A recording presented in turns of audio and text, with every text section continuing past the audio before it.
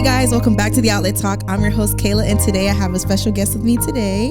Emmanuel. If you did not know, my twin brother was here last week, and he was talking about finances and mental health.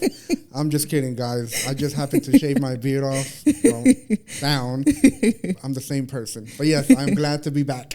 Thank you. So just so break the ice, I wanted to ask you, what is your earliest joyful childhood memory? So I'm going to bring it back to my baseball days. I remember specifically in my teenage years, 12 to 14 years old, that was my Babe Ruth league. And I remember I threw my first no-hitter game. Oh, wow. Pitching. For those that don't know what that means, meaning I pitched all of my 7 innings and not one batter hit the ball and got on base. And I had 13 strikeouts. And I always remember that day. Wow. And the funny thing, or the amazing thing, is that I kept having more of those type of games, like one-hitters or perfect games and stuff like that, 13 Ks, 14. So those are like one of my favorite childhood memories, those baseball years. Oh my gosh, that sounds amazing. Yep.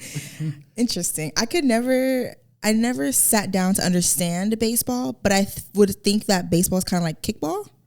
Instead of just with a bat, and then you have someone is pitch throwing it instead of rolling the ball. Right. So it's like the same thing, kind of some similar concept. Right. It's funny because even though baseball is my favorite subject, it's boring to watch. Really? Yeah, unless it's like two good teams, or I have to be in the stadium to enjoy the vibe and stuff. But I can't just sit and watch a whole 9-inning game on TV versus watching an NBA game. I can do.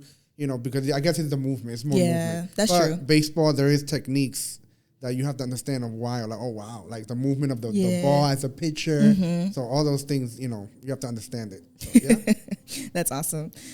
So my earliest joyful childhood memory would have to be when me and all my brothers, I said all as if I have like 12. I have 2 brothers. Sound like Joseph.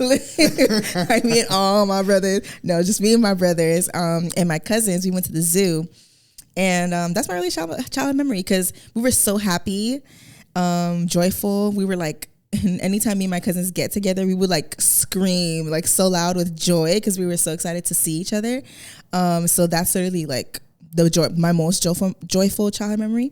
It's always going to involve my cousins because I feel like those were the times where I just felt like a kid. I was able to express myself, scream, nobody telling me to be quiet because like we're just able to bond with each other.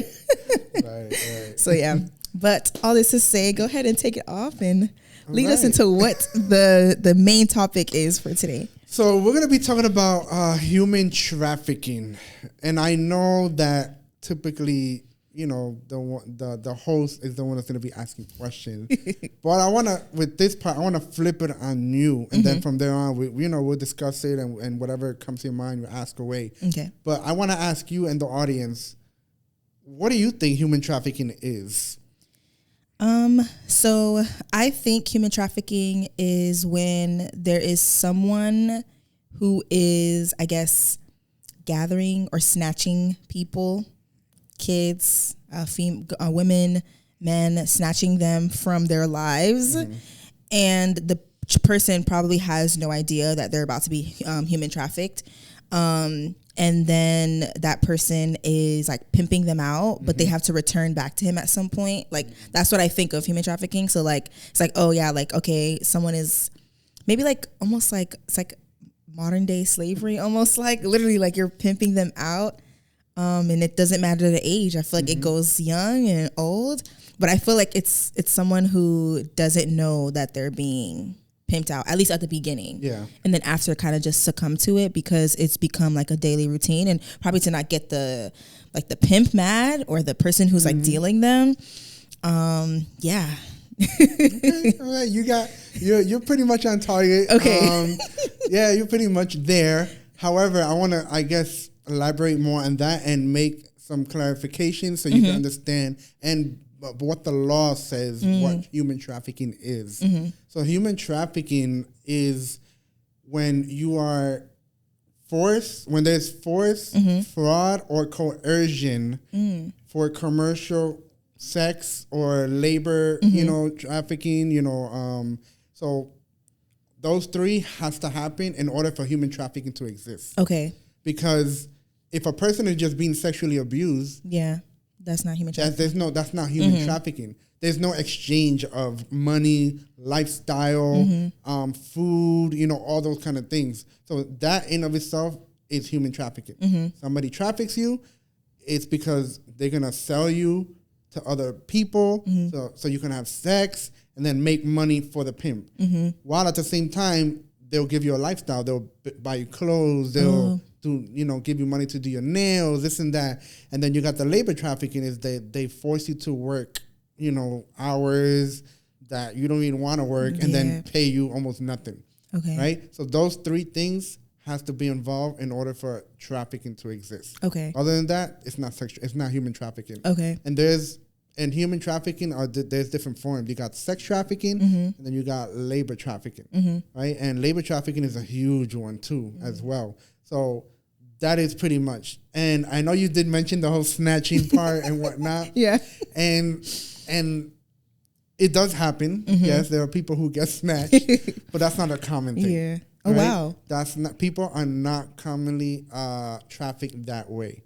Although it does happen. And I know we think that way because we've seen movies.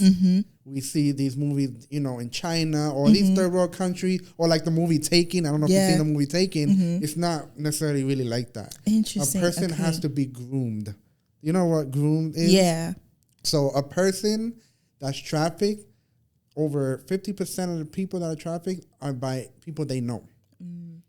It can be their own parents. Yeah. It could be their own boyfriend and girlfriend. It could be their own friends, their uncle, somebody, right? And like you said, at first, they don't realize they're being trafficked. Yeah. They don't realize they're being groomed, And then after a while, that's when even years later, they might even not really know that they're doing that until they finally come out, if they come out and, go through therapy or whatever the case may be. But that's how it really starts. It starts through grooming. I was just listening to a story yesterday, and man, only certain people can handle listening to these stories. But I subscribed to a podcast, YouTube yesterday. It's called Unfiltered Stories, and there was a woman. I think her name was Tiffany. Yeah, and man, she was. Sorry, I'm like breathing because it's crazy. It's so heavy. She was pretty much sexually molested by her stepfather when she was a little girl. Her stepfather was 22 at the time.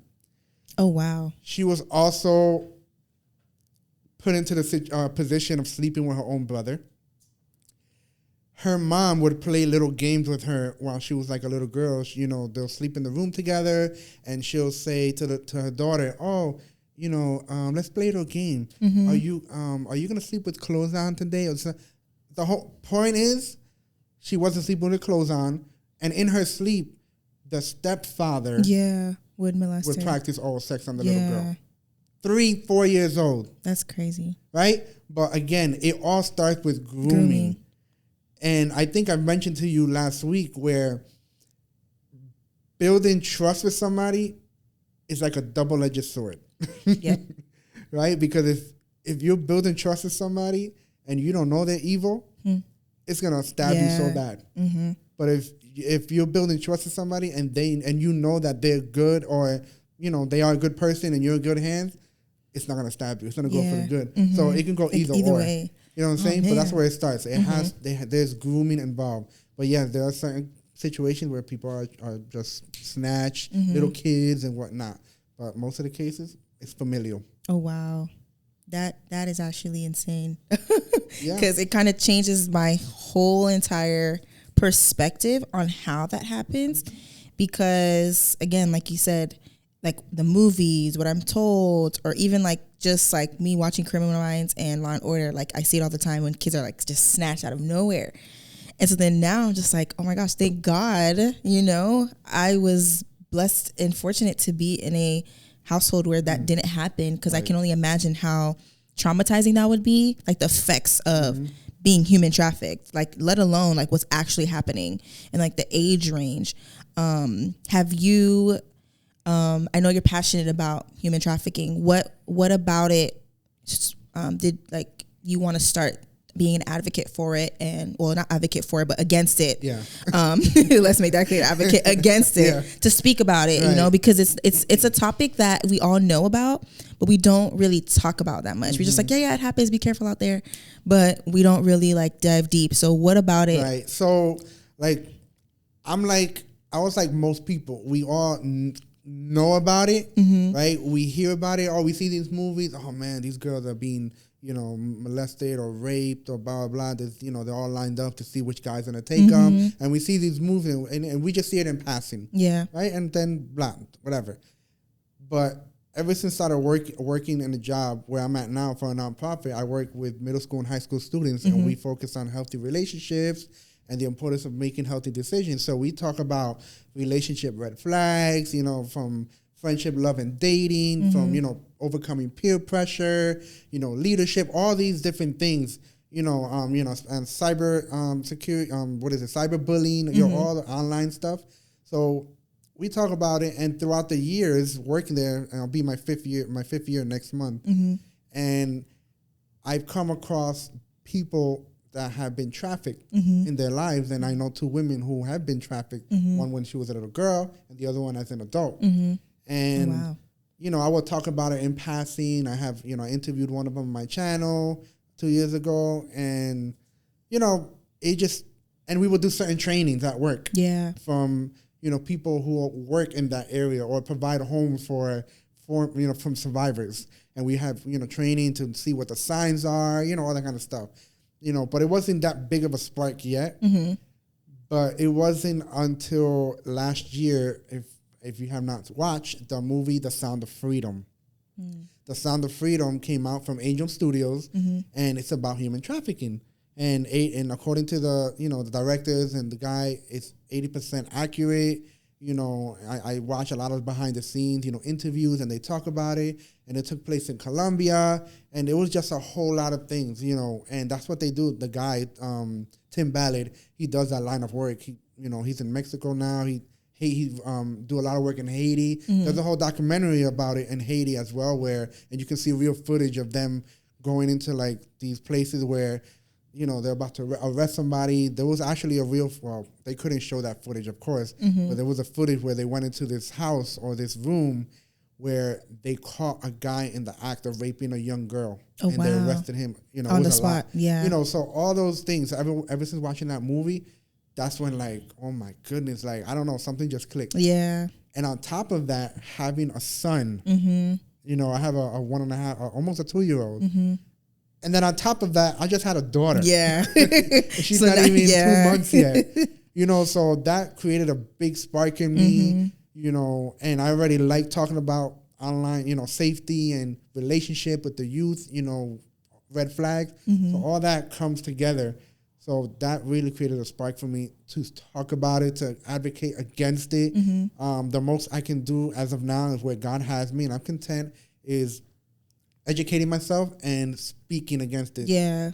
I do a lot of TikTok videos on that. Sometimes I put it on my Instagram. I'm just educating myself. I would like to be active differently than compared to, but that takes time. But that's where it started. Exactly. Human trafficking is a very serious thing, and I'm not going to stop. Yeah. And I believe, and as a matter of fact, they say that human trafficking is the second highest crime in America, which to me, I believe it's number 1. Yeah. It's like you said, it's modern day slavery. You know what I'm saying? It's just another name, human trafficking. Exactly. And worldwide, about 49%, almost 50% of people are trafficked. Oh, wow. And that's between labor trafficking, sex trafficking, and all those kind of things. Oh, wow. So that's where it really started.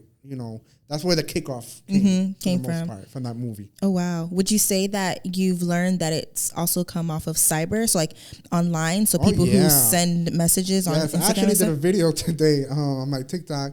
I haven't posted it yet, and I mentioned that Facebook alone, there was about 59% of predators. Oh, wow. Would groom these kids, and a lot of them were actually trafficked. Oh, wow. And whatnot. So I mean, right now we live in the internet world, and ever since COVID came, that thing blew up even more and more predators and traffickers started going out online, and these kids don't realize well, number one, why are you talking to somebody you don't know? a stranger.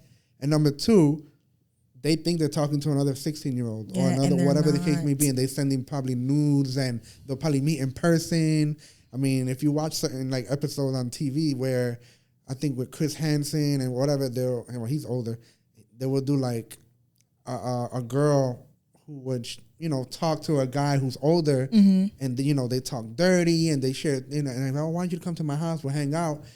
And then in the middle of the thing, she goes to the back room and the guy comes out.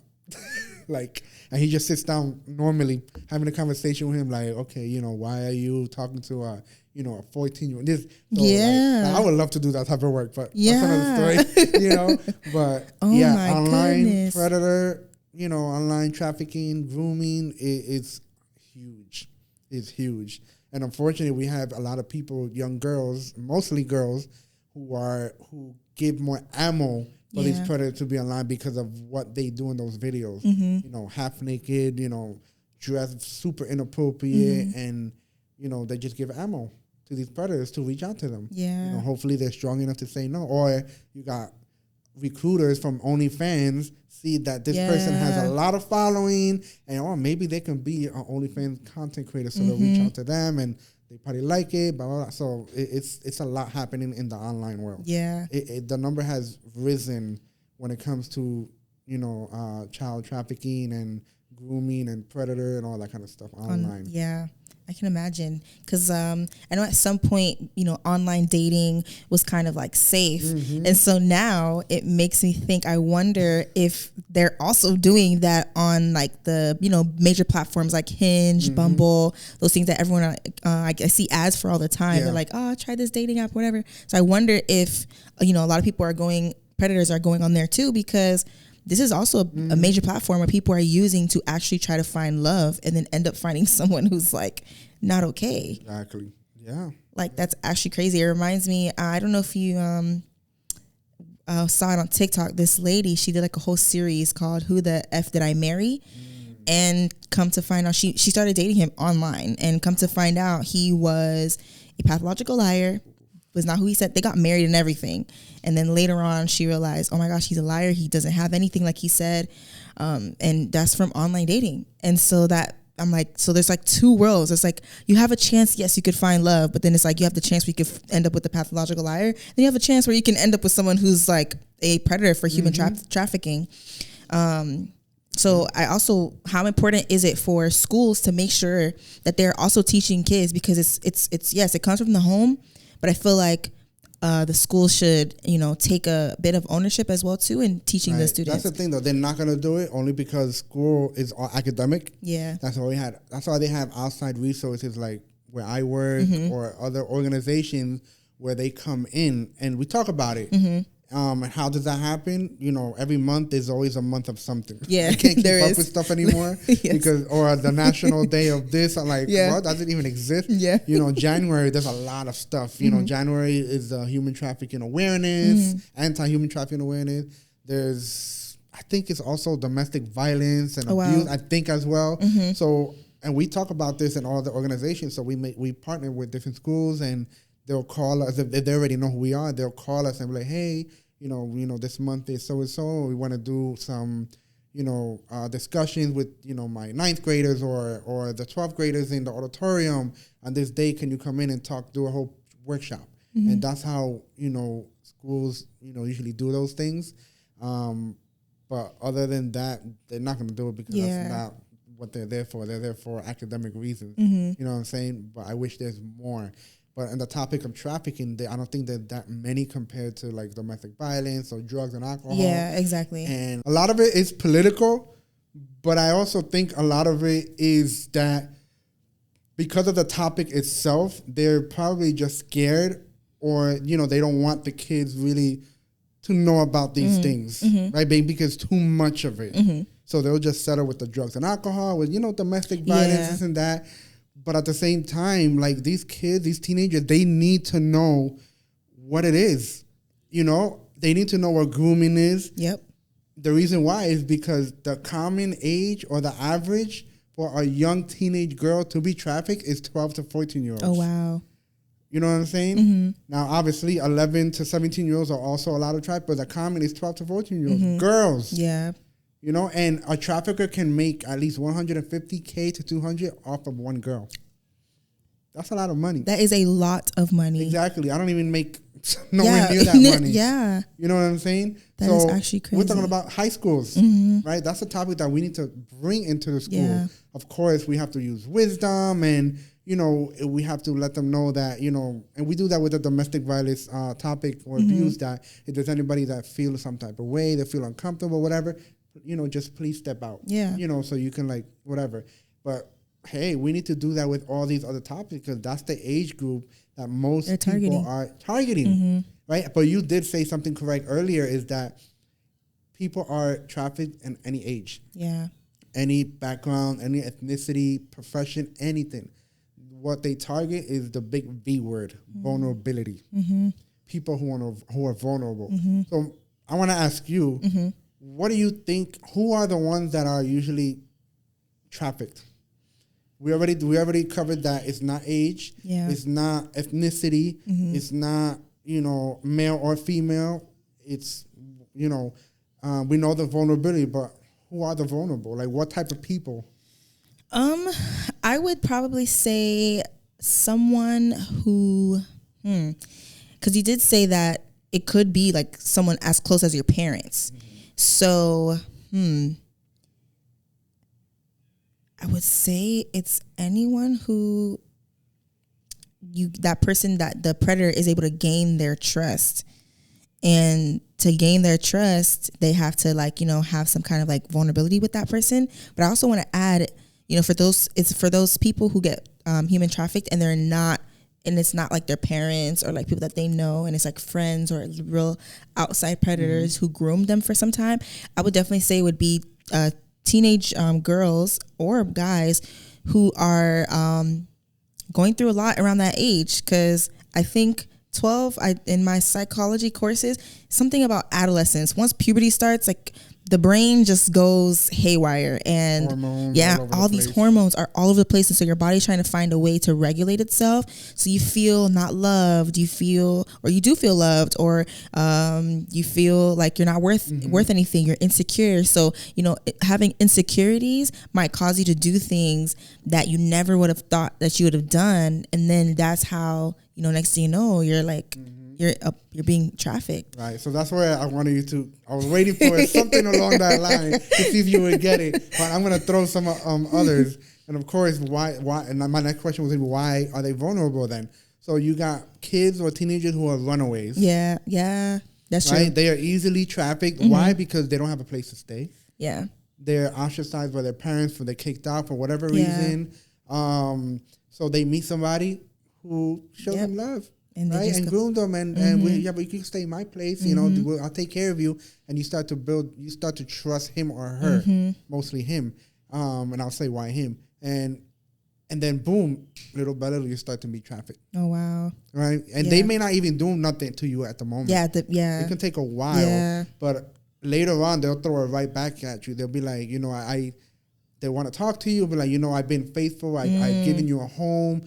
You know, all your family says that you're garbage, that you're nothing, but I've told you that you're this and you're that. Oh, wow.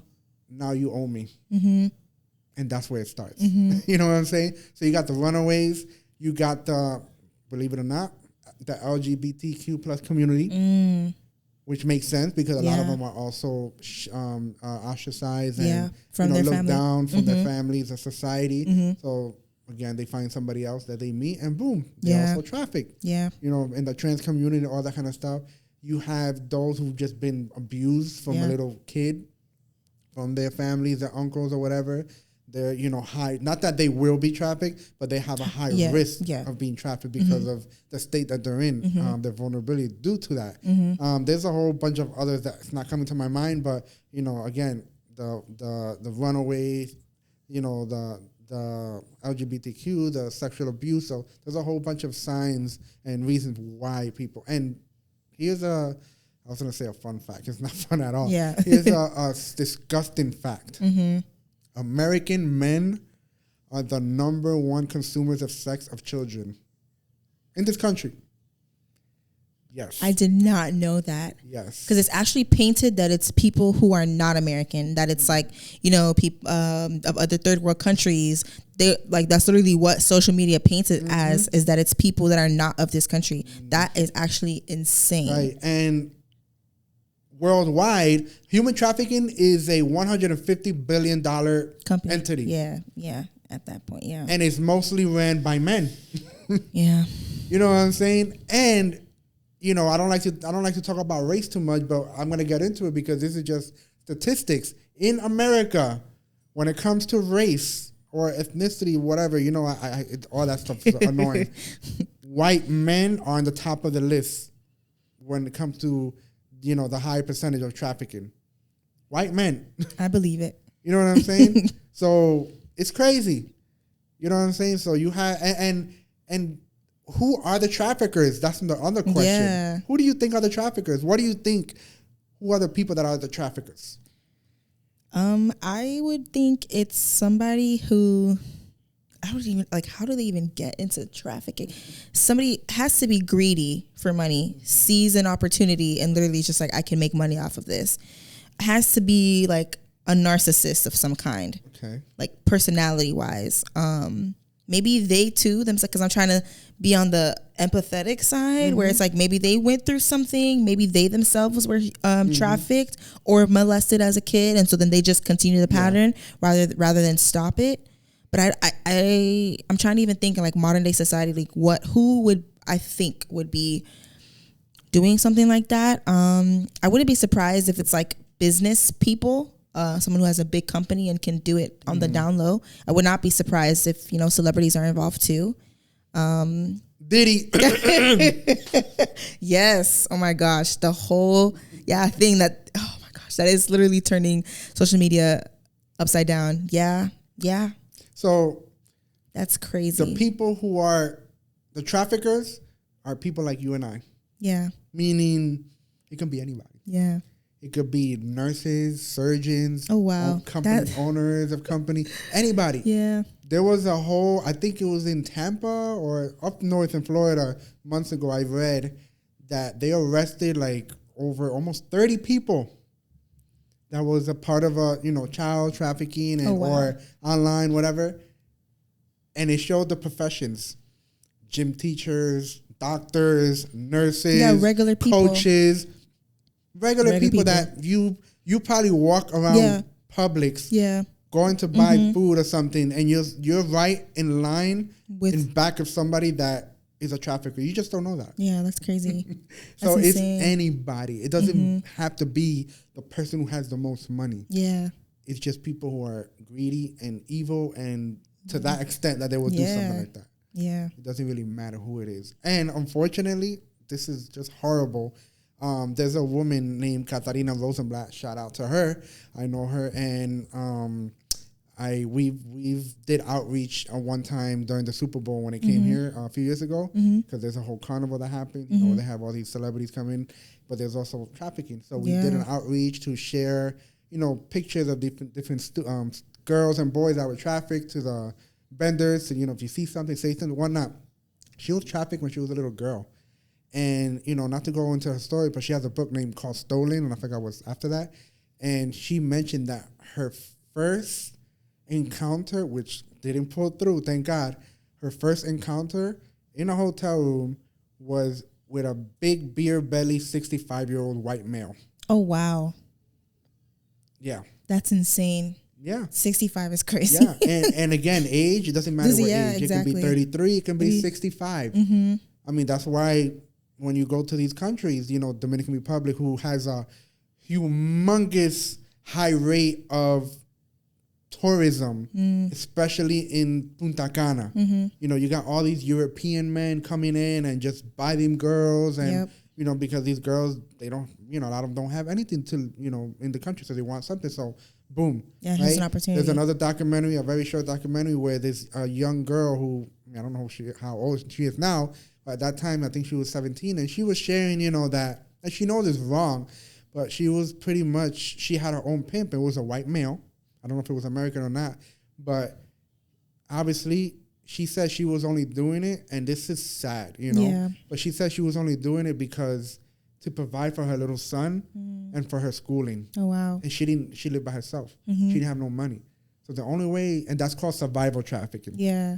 That's the only way that you'll survive is by putting yourself out into there, it, prostitution or whatever. Yeah. Because you need to survive, you need to live, or else whatever the case may be, you know. And that's the reality of it. But that's the reality of the depravity of a man's heart. Yeah. We live in this world. That's just gonna happen. Yeah. I don't believe that human trafficking, and I'm not saying this because I don't have hope. Yeah. I just, in this side of eternity, I don't think human trafficking will ever end. And yeah. That does not mean that we shouldn't fight against it, because then, as a believer of Christ, that I'm being very passive. Yep. Because there are still a lot of people who are being put in prison. Yeah. A lot of young girls and boys and adults are actually being rescued. You know, so that doesn't mean I'm gonna not do anything because I don't think it's gonna end. No, I'm still gonna fight for it. Still be a voice, yeah. But it will end one day, whether here or after Christ comes back. You know what I'm saying? Yeah. So, but that's just a reality when it comes to American men in this country. That is actually insane. So would you say that prostitution leads to trafficking, or are they the same thing? They're pretty much the same thing. Okay. A lot of people think that prostitution is very different than human trafficking. Yeah. Oh, you're being exploited and you're paying. That's true. As long as Even it if those you categories. don't have a pimp, because a lot of them don't. Yeah, they're you know what I'm saying? their own. They don't. They just on their own, whatever, and they do it by themselves. You know what I'm saying? They're still being exploited because they're paying somebody. Yeah. You know what I'm saying? And if, I mean, I'm sure you guys know in Liberty City around there, because I be doing Uber overnight, and sometimes I have to drive in those areas and 50-something street. I forgot what street exactly, where it's just a dark street. Well, it's dark in all the avenues. That's how it is. Lighting in Miami sucks. But it's a very dark avenue, and you see nothing but girls on both sides. Just, they're prostitutes, and I'm sure a lot of them, they're not by themselves. I'm sure their pimps are around somewhere the corner, watching or whatever the case may be. Yeah. But that's, you know what I'm saying? That's the reality. Do. That's the reality. And it sucks because we look at, these girls should be put in prison, this and that. I'm like, but do you really know?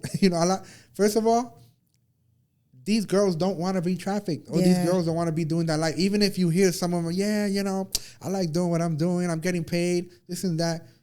Deep down in their heart, this is not, exactly. They don't really want to do that.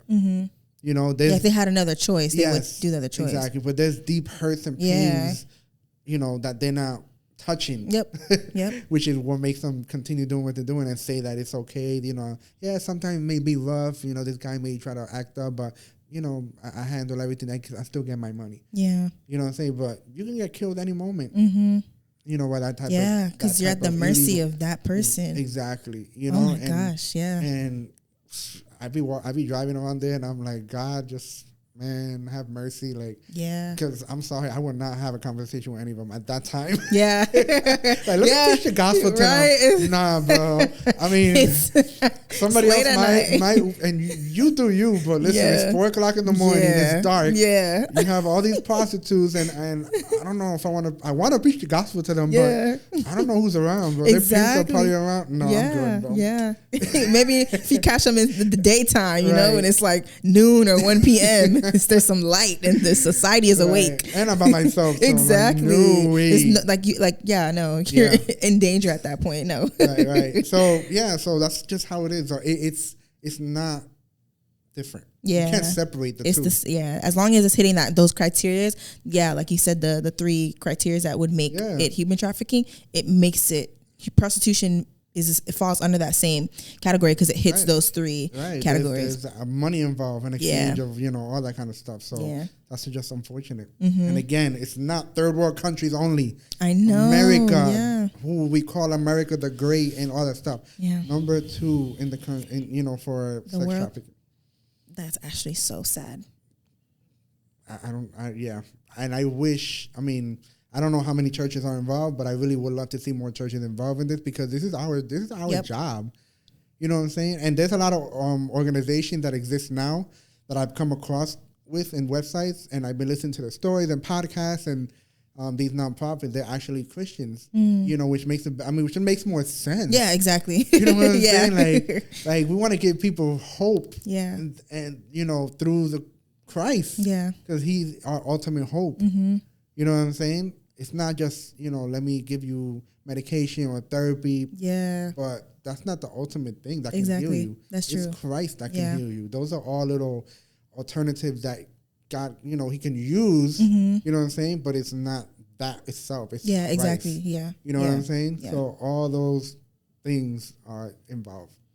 And you said something that's so important. I wish churches were involved more. And I know churches try to like separate themselves from political like issues and stuff. But I think this is when we need to stand like and say things more. Like we need to be more present in politics, because if we're not, then people will not have access to hope. They're going to think like this is our society. This is our life. So we're just going to have to, succumb to what is in front of us when this is not, like, and it reminds me like how you said like these kind of organizations, when you go and you find out that they're actually Christian organizations. There's this one organization that is pro-life, and it's called Love Life. Love Life. And I have had the opportunity to witness a testimony because they came to my church, and I was like, wow, I think this is so important to have organizations like that come to your church, because then they bring people who they've saved because of the organization, and if they didn't get the chance to save that person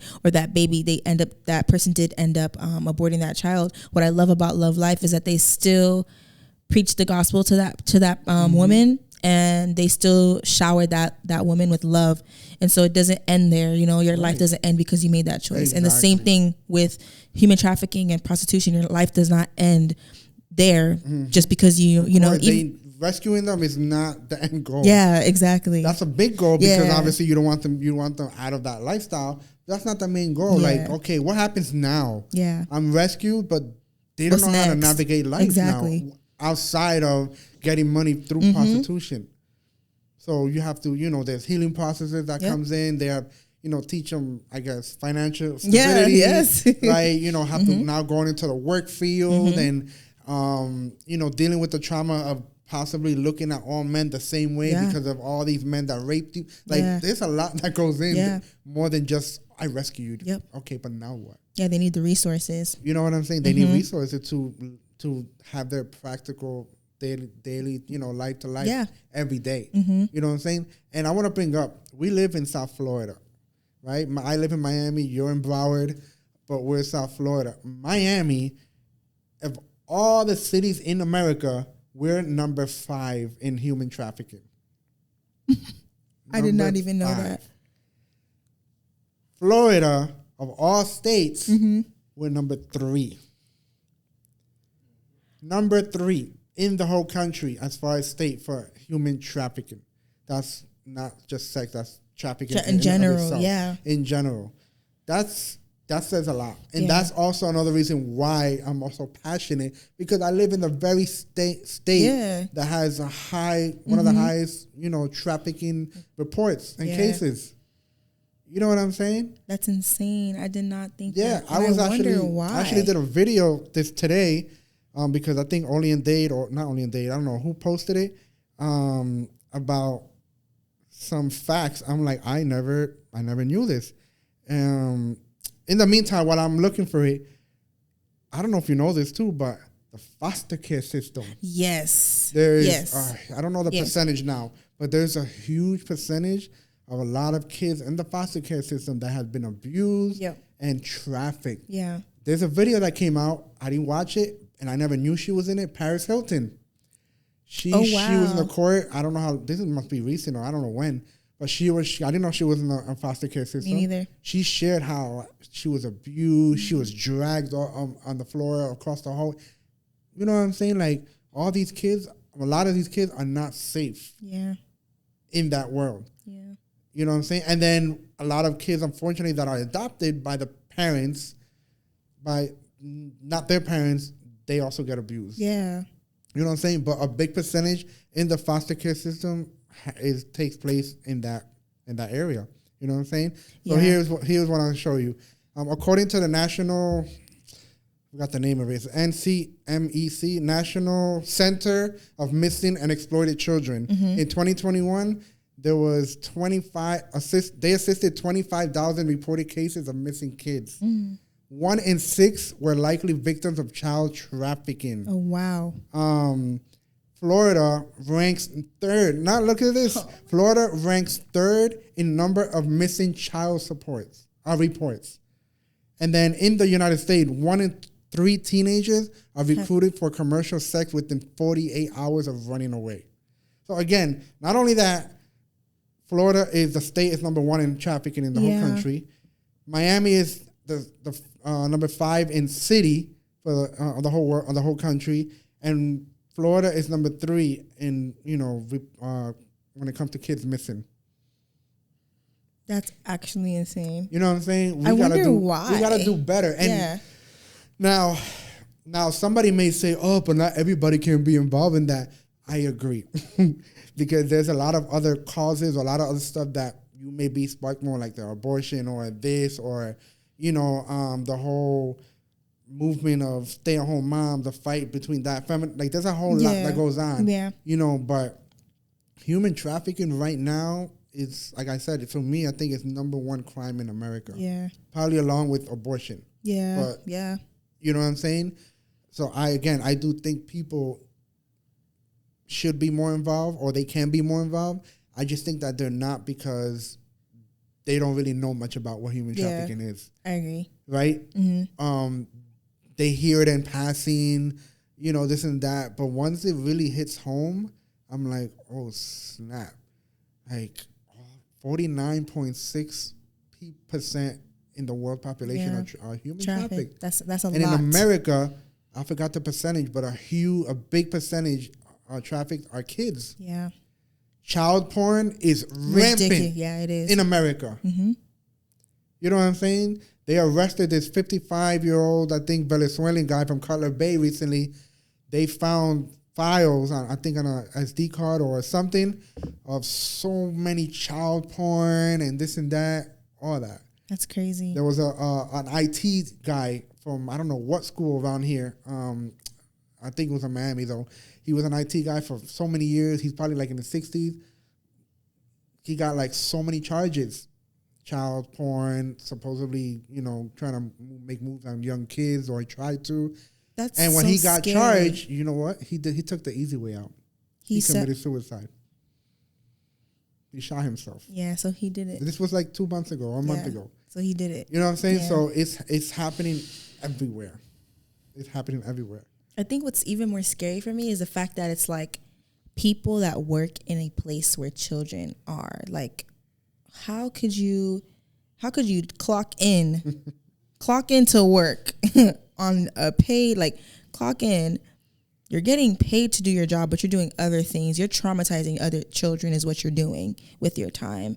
And it's like, it makes me think it's like when people lack, both if they're a believer or not, but when they lack the fear of the Lord, you're gonna find yourself doing things that you never thought you're gonna do, because you don't have a fear of God in you. Like, there's nothing that you're being held to that is higher than yourself.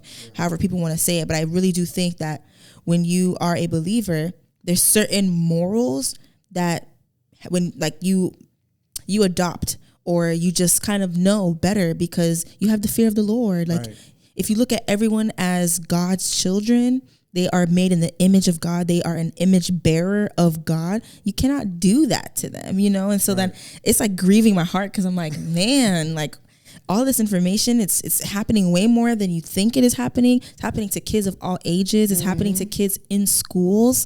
And it's like, you send your kids to be safe. And then that's where, like, talking to your children at home too, like being real with them from a young age. I don't think it's never too early to start having that conversation with them, especially because human trafficking can happen at any age. And once they start building that trust with that child, they pretty much got them. So it's like, once your kid is like able to like talk, maybe start going to school, you start talking to them. Hey, make sure no one's touching you. Make sure if anyone does, you'd let me know, and create that like safe space for them to talk to you about those kind of things too. Because a lot of kids don't tell their parents if they are like being molested or if they are being groomed. They don't tell their parents. I want to get into that, which is very important. But I want to mention this though. And I understand why, even though I'm going to say I don't understand why. I don't understand how that the same men that are trafficking 12-year-old girls are the same men that have 12-year-old daughters. Yeah. It's like you have a kid. Like how? Yeah. You're raping a 12-year-old girl, but you have a daughter yourself. Mm-hmm.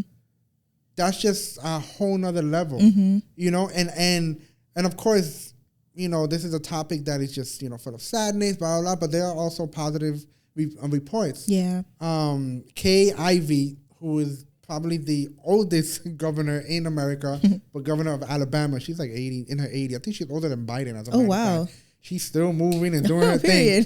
She, thank God, for the first time in history, she signed a bill in, I think, March or April in Alabama, the highest and strictest law for those who traffic minors.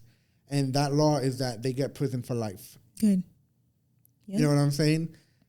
I want more states to do that, If they don't at least get that, at least make it more stricter for those people that traffic minors. I think Florida, and I go back and forth with this kind of law, I think Florida, they made the law that if you get felony or traffic minors, you get the death penalty or something like that. Yeah, Florida is like really big on that's this. That's another topic when it comes to death penalty. I'm like, no, but no one has the right to kill somebody. That's God, you know. But then I'm like, when I think about these stories of what these they men did. raping 4-year-olds, I'm like, nah, bro, they gotta go. Yeah, literally. You're like, nah. On second thought, you have to go. It's back and forth. So Kay Ivey passed that law, and I'm thankful for that. So, and there was another recent, a guy 30-something-year-old man who was charged with exploiting children, pimping, had workers in his house, like, I guess like waitresses, not waitresses, butlers and stuff like that. But he was really treating them bad, all that stuff. This dude got charged like 448 years in prison. Oh, he's not coming out. I never understood why they do that. I never understood why they make such high numbers, like 850 years in prison. I'm like, just say life in prison. Yeah, exactly. Or do they want to like mention? I don't know. I think they're trying to give the dramatic effect. Yeah, the dramatic effect. If you were to live, you would be here for the rest of your life. Like, probably. I think that's the only thing I think. Because it's literally equivalent to life. Because most people, the statistics, I don't think a person passes. I think U.S. numbers went down to like 70-something years old. So it's like you kind of get a shortcut out of life, anyways. And then like prison conditions are horrible. But then I'm like, it makes me think, is that enough for them to realize what they did is wrong? Some of them go in prison and do the same thing to people that are in prison. Yeah. And that's another topic. And I try to find the balance. And I know this is very hard for many people. And I think it takes knowing the word of God and also handling your emotions and maturity. Yep. And I always flip it. I always go back, and I don't care if anybody disagrees, but this is just biblical. If you're a believer, you know what the word of God said. Yeah. Even for a murderer, a rapist, a trafficker, whoever. Yep. If at one point in their life, after what they did, and they in prison, if they truly repent and come to Christ, Christ is able to save them. And fortunately, in my human side, unfortunately, literally, we're gonna see them in heaven. Yeah, if they truly, and we're not gonna know that because we don't know. You know what I'm saying? Exactly. But they need to be under the prison for life. Yeah, while they they're need on to earth, be away from society, away from kids, like whatever. That's you and the Lord, or somebody coming in and like giving you Bible study. Other than but I do believe that God can forgive, because if I say that traffickers, rapists, murderers, they cannot go to heaven, then I'm calling God a liar, and I'm calling God weak. No. Yeah. Right? As a matter of fact, let me go this far now. Now I'm preaching. Let me go even further. What's the difference between me, who I never trafficked, killed, and done all those major sins versus a person who did traffic or whatever? The answer is, in its root, is nothing. Yeah.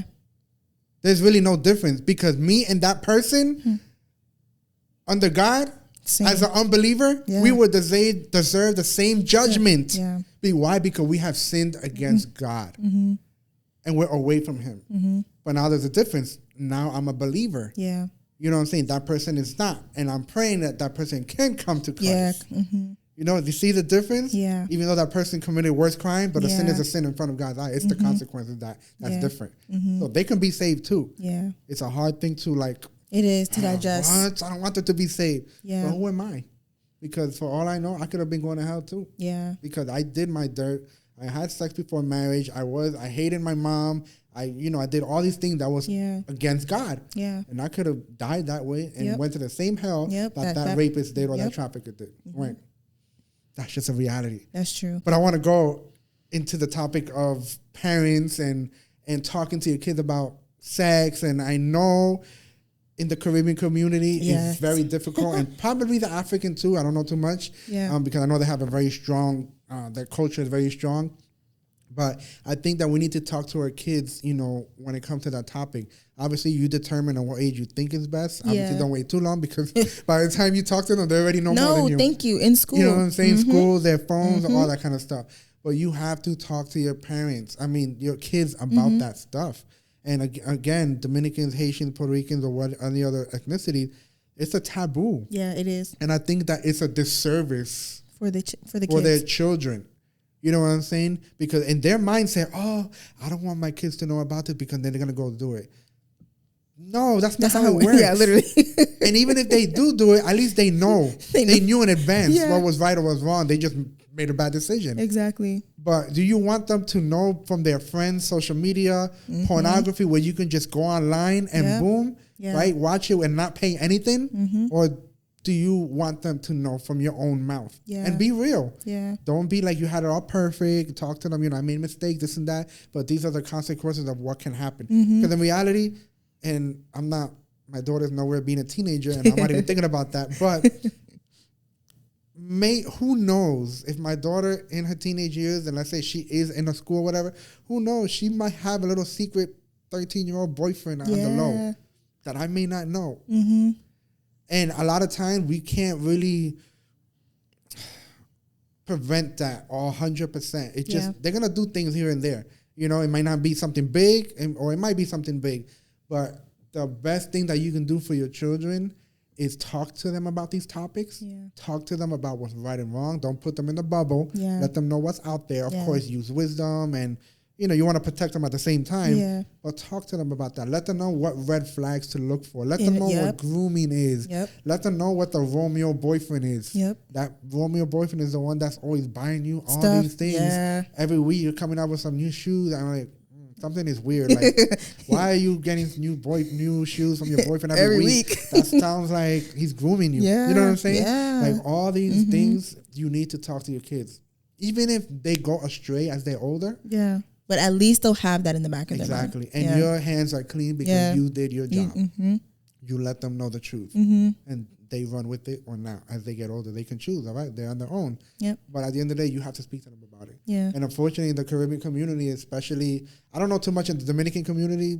I mean, I'm sure it does, but because I live in Miami and I live in and I'm married to a Haitian wife and her family, and I'm surrounded by Haitians in the community, and I hear a lot of stories. A lot of, people have been molested, this and that, and they don't talk about it. Yeah. It could be 30 years, 40 years, and they don't never talk about it. Yep. You know what I'm saying? So, again, by not talking to your kids about the topic of sex and all these things, it's only giving ammo, and it's opening a door for those traffickers or predators or sexual abusers to get at them quicker. Yep. Why? Because they're not going to know what real love is. Yep. They're not going to know what red flags are. Or they see a red flag, it's not a big deal, but then it keeps going and going and going, and boom, it's too late, and you're already physically abused, and you feel like you can't run away or call the police because you might feel threatened that he may kill you. Yep. It's a whole lot. It's a lot of layers. Yeah. Right? And maybe those parents were never taught from their own parents. Yeah. But again, we have resources today. There's no excuse. There isn't. There is no excuse. But I want to hear from your perspective, being also a Caribbean, because my parents, I'm going to share this for a second. My parents never talked to me about sex. Mm-hmm. Never. Even when they knew I had a girlfriend, they never mentioned anything about protection if I ever go that route, or I don't know. They never did. Mm-hmm. But it wasn't until one day, and I never had a good relationship with my mom. And one day I was in a relationship, and I was a believer. I was like 21 at that time, 22, and this girl was like 25, 26. Oh, wow. And I don't know what got into my mom's mind. And, you know, one day I was in my bedroom, and I was getting ready to go out. She came into my room and, like, threw, like, 4 condoms on my bed. Oh, here, just in case. And I'm like, I was confused. Yeah. Because she never done something like that. Number where's 2, this coming from? What makes her think I was having sex? And number 3, like, that was just out of the blue. Like, and we already have a weird, unhealthy relationship. Yeah. And I'm like, Mom, I don't need that. I'm a Christian. I don't have sex before whatever. You know, that was funny to me. You know what I'm saying? So that was her way. Yeah. That's the most I've gotten. And I was already 23 years old. Mm-hmm. You know what I'm saying? Well, my question for you is, as a Caribbean girl yourself, a Haitian woman, why do you think a lot of Haitians parents or Caribbean parents or parents in general pull back or don't want to share or don't talk to their kids about the topic of sex? I think the Haitian in the Haitian community specifically, I feel like a lot of them might not even know the definition of love for their own selves. They might be in their own toxic relationship. And I think it stems back from like what they were taught, Christian or not. I think was kind of like infiltrated that sex is bad, sex is bad, sex is bad. But it's like in the outside of marriage, but inside of marriage, this is a good thing that the Lord has created. Mm-hmm. But we don't even get to like talk about that part because they're just like, nah, like it's just don't do it. Like there's no conversation about it. I think me and my mom had a conversation more so like when I started to have my period, she was just like, well, now you can have kids now, just be safe, kind of thing. But no one really sat me down and explained. I got more knowledge from school than I did from my parents. When I learned about how my body, even as a woman, how my body is preparing itself every month for a child, and if it does not have, if the egg is not conceived, right, then it sheds itself. Like that, I learned in school. Like no one sat me down and was like, "Okay, this is what happened." I learned. I was like, "Ah, that is so interesting."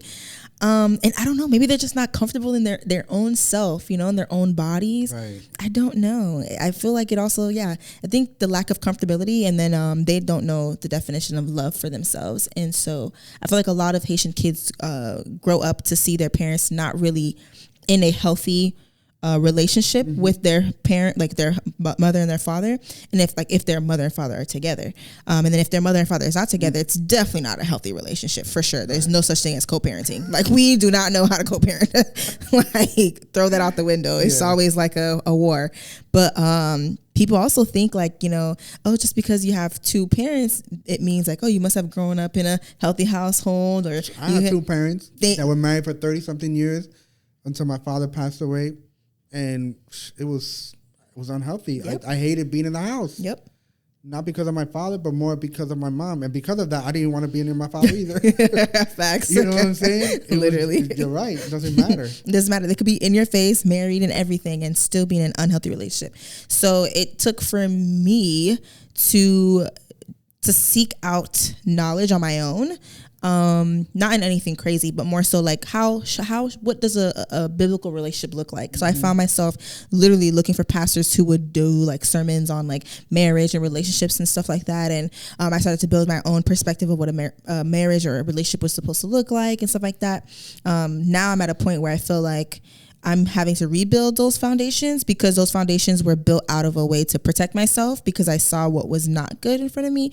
And I'm like, God, if this is what marriage is supposed to be, count me out. But I'm like, if I were to create my version of a marriage, it would be like this. And so I feel like right now, I'm in a season of my life where I'm reframing that and rewiring my brain so that it could be more biblical based and not based off of what my trauma. And I think that's literally, they just impose their trauma on their children. I think it's a lot of projection.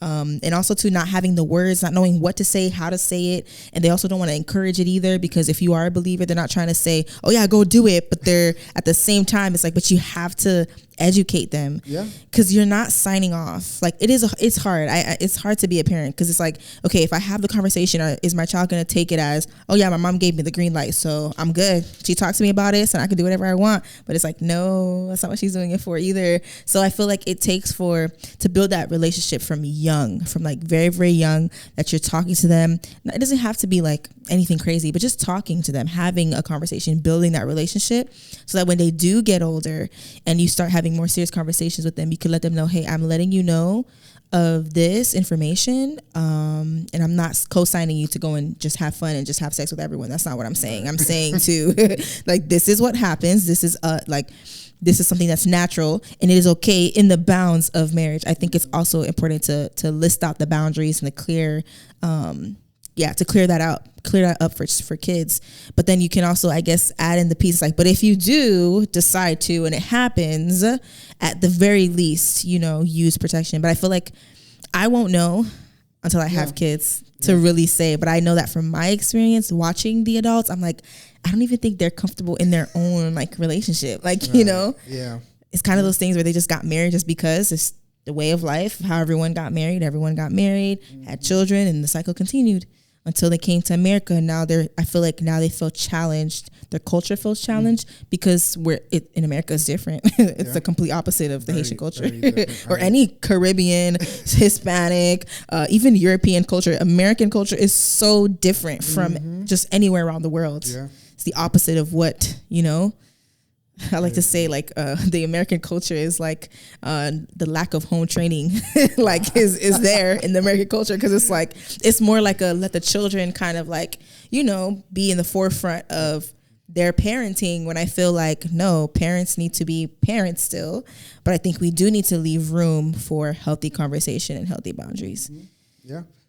So. I want to bring up something else. I feel like I'm the host of this show. Anyways, but there's two things I want to bring up. And one of them is the, along with the lines of educating your kids, especially if you have little kids or young middle schoolers, their phones, social media. Yes. Right? We already spoke about the danger and the big percentage or, predators being online and grooming and trafficking. Like, you need to be aware of what your little ones are watching. If, first of all, I don't know, my kids are not that age yet, but I have a TikTok. Yeah. And I find myself, when I see people liking my stuff, and these fourth graders, fifth grade, like, where does why do they have a TikTok? Does your parents even know? And if they do know, why would you allow your kids to have these type of apps? Yeah. You know what I'm saying? Like, they don't need any of that stuff. Yep. Even if they do it, even if, thank God, even if nothing ever happens, but they don't need to be on that. They're little kids. Yeah. You know what I'm saying? So you have to be aware, be mindful. I'm not going to tell you how you parent your children, but at the same time, just look around you, look what's happening. Yep. You want to be able to make changes, because TikTok is raising this generation of these young kids. Yep. Like, I'm doing whatever I can to preach God's word, to share trafficking, whatever. And, I'll get views or likes or comments here and there. But then you got somebody doing a 10 seconds video, whether it's funny or stupid. They got like freaking 100 shares, and they got 300,000 likes. I'm like, how does it even make sense? Yeah. I'm not saying you can't be funny or whatever, but like, is that where we come down to? I'm gonna have to do something funny to be on the Ellen show. Well, Ellen doesn't exist anymore. To be on whatever show, because I went viral for doing something so ridiculous for 10 seconds and went viral. You know what I'm saying? Like, and I know the older generation, they don't know how to work the computers or whatever, technology. But the resources are out there. Yeah. There's a lot of workshops. At my job, for the parenting department, we have workshops for parents that talks about social media, what to look for, the danger of all that stuff, and it's all free. What I'm saying? So we provide those sources, and I'm sure other organizations, nonprofits, they have same thing as well. So the resources are out there. You just have to be intentional. Find it, yeah. You have to find it, be intentional, ask around, and people will guide you to different things, you know. And the next part, which, you know, we could probably end it here, and this is a big one, pornography. Yeah.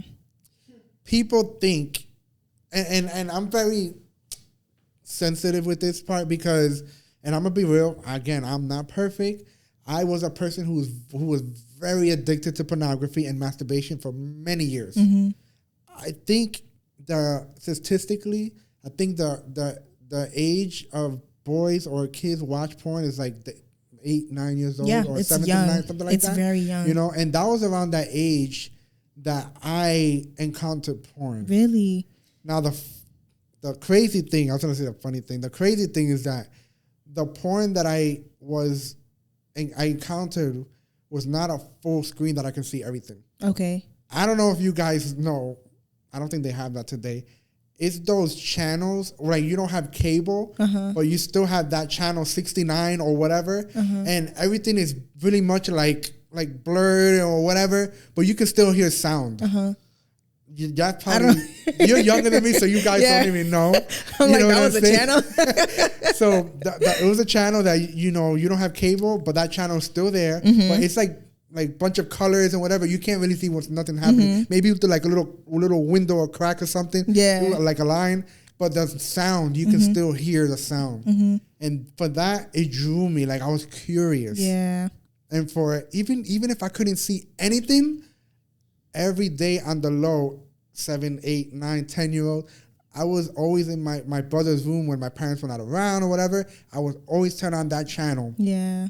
To at least see if I can see anything, but I can hear. And then finally, I forgot where I encountered where I can see the whole thing on TV. You know what I'm saying? So I was addicted for many, even just slightly after I became a believer. I was still addicted to it. And unfortunately, many Christians today still struggle with pornography. So I'm also sensitive with that. I know it's a stronghold and whatnot. But for those that watch porn with no problem, watch it with their partners and this and that, and don't think it's an issue, here's one thing I'll say. Besides any other thing, here's one thing I'll say. When you're watching pornography, first of all, pornography is tied to trafficking, human trafficking, sex trafficking. When you're watching pornography, most likely you're watching, or you're going to come across watching, a person, mostly a woman or girl, being raped. Yeah. You're watching a person being raped. However, you don't know that she's being raped. Yeah. Why? Because it's on video, cameras, it's professionally done. Yeah. But these girls are being raped. They're being, a lot of other stuff, right, against their will. And a lot of these girls are actually trafficked, and they put them in these things. Yeah. I mean, there's a website that's out there, too, that it was a huge one. There was a lawsuit against them and something because there were also traffickers in there. Yeah. So a lot of times you don't realize you're watching a girl being raped and you're watching pornography, but you don't know that she's being raped. Exactly. And when you're watching pornography, whether intentionally or not, you're supporting human trafficking. Yeah, exactly. Whether intentionally or not. Yep. And I want you, for those that are struggling or for those that don't see anything wrong with it, I want you to think about that. Yeah. Because what if that was your daughter? You know what I'm saying? And other guys are watching your daughter being raped, but they don't think she's being raped because it's all professionally done. You know what I'm saying? So there's a lot to it. Of course, we're humans. We're all made in the image of God. We are not objects. Yeah. Those girls or what, they're not objects. Yeah. And the riskier things they do, the more money. Yep. Right? That's just how it works. Unfortunately, just last 2 weekends ago, they had the Exotica Expo that they have every year in Miami. And, they have all these different stripper or porn stars, and I don't know what else happens in there. I don't want to know. But it just makes me like, damn, like, this is sad. Oh, wow. So it's like a whole convention. Yes, a whole convention. Oh, wow. Where all these people come, and then, of course, lay people that just go and that support them and whatever. Oh, wow. So it's out there. So I wanted to bring that out because pornography and trafficking, sex trafficking, they go hand to hand. You know what I'm saying? When a person is groomed, and when a young girl or a young boy is trafficked, they will show them pornography. Oh, wow. So over time, they could see that it's normal, so that when they're having sex with the guy or whoever is trafficking them, it's normal. It's normal. This is what happens. Even though as a little girl, they may see something weird, like, because you're a little girl, you don't really, or a boy, you know something is weird, but you don't know how to. You're young, you don't really know how to comprehend. Yeah. But they make you normalize it by making you watch pornography. Yeah. And that's the reality that we live in. And then of course you got child porn and all that kind of stuff. So it is a big deal when it comes to pornography. It's a stronghold. Like I said, it had me for many years. It was like a full-time job. Yeah. Go to school. Wake up in the morning and then, watch porn and go to school, come from work or school. My parents aren't home. Continue for a few hours. Yeah. Because it's addictive. Porn is like, it's a drug.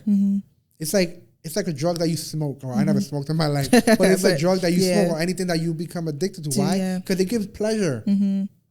Drinking, smoking, all that, it gives pleasure. The same way as that. The same way as the internet high of receiving all the likes. It gives you pleasure. It's the same thing with pornography.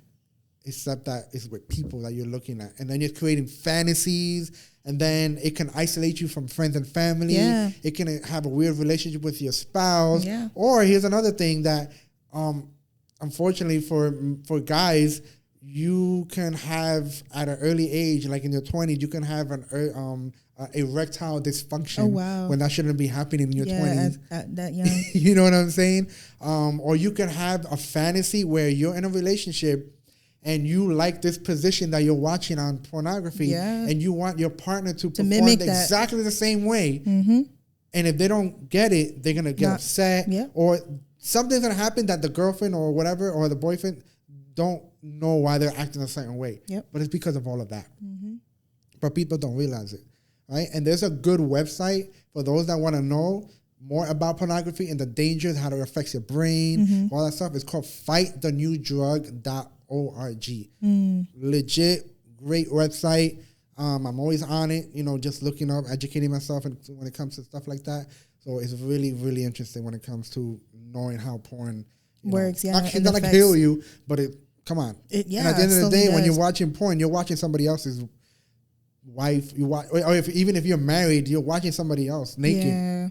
Like, where doesn't the Bible say that we should have our eyes only for the person that you're with? Exactly. Yep. Intentionally, not for somebody else. Yeah, that's true. Because that's kind of a form of cheating, in a way. Like, dang, that's kind of you're cheating on your wife or cheating on your husband, however you want to put it. That's kind of crazy. Yeah. But it was a pleasure, Emmanuel. Once again, I truly appreciate it. I hope that people took away knowledge. I also hope that everyone did not feel like this was the end. Like Emmanuel said, like, if we don't see the resolution on this side of glory, we will see it, in eternity in heaven. So I think it's important for us to not to just stop and just allow it to happen. Like Emmanuel said, like to literally intervene and speak where we can and try our best to be aware and educate our children and to educate the people that are around us. And I think that alone should be able to make a difference, because if every person speaks about it to at least two people, those two people speak to two people, and next thing you know, you're influencing literally the entire world. Right. And I'm not asking everybody to come join me and be educated and make videos, and maybe you have another cause or something that really sparks your interest and you're on that area. That's cool. But just know that our kids, more than ever, are being trafficked at a very young age. And I have to say this because I don't know who is going to feel something in their heart where you guys will want to get educated. Yeah. So you can, be part of the movement, whether in word or by giving money to whatever the organization that exists, or to actually be part of the actual fight. Yeah. You know what I'm saying? I don't know who would be, but if you would like information, you can always message me, right? Yep. I have a lot of videos on my TikTok that I've been doing for the past month and a half. I share some of them on my Instagram, but my TikTok is, I always forget my social media handle. This is so bad. Okay, it's unity.in.trinity. Okay. Right? Unity.in.trinity. That is my TikTok handle. I had a lot of videos there on sex trafficking. I can show you different websites where I get my facts, because I don't just talk about it, from legitimate website. Also, if you see the shirt that I have on, it said eradicate human trafficking. This is a shirt, and I get multiple shirts. This is from ourrescue.org. There's a lot of shirts or for men and women, or accessories that you can be part of that fight and spreading awareness. Yep. If you decide to go and buy something, you can use my special code and get 10% off. And you can put in capital letters Emmanuel, EMMANUEL, and then 10. So Emmanuel 10. You put that in the checkout, you get 10% off. Yes, give me a t-shirt. And again, the whole point is just to spread awareness.